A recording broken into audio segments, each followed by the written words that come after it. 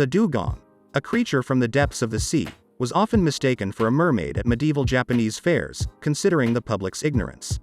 No wonder the name, dugong, translates from Malay as sea maiden. The dugong, despite its impressive size, has a rather good-natured appearance with a blunt face and round little eyes. If you look at it in profile, it looks like a dugong is smiling. Because of the smoothness of the overall shape, it is not at all clear where the small head ends and the short neck begins. The dugong has no earflaps, and its eyes are set very deep. The muzzle, which seems to be stumpy, is fitted with nostrils with special valves that block off the water when it's needed. 50 million years ago, dugongs, according to the fossil remains, had 4 full-fledged limbs that allowed them to move easily on land.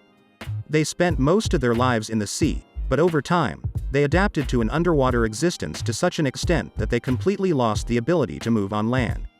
And now their weak fins can no longer support a body weighing half a ton.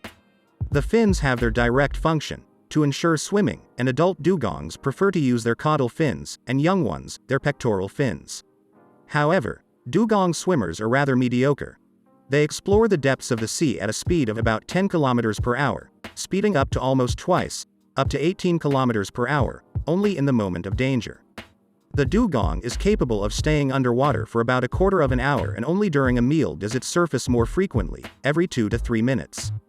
Dugongs search for food most of the day, focusing not so much on the daylight hours as on the alternation of tides.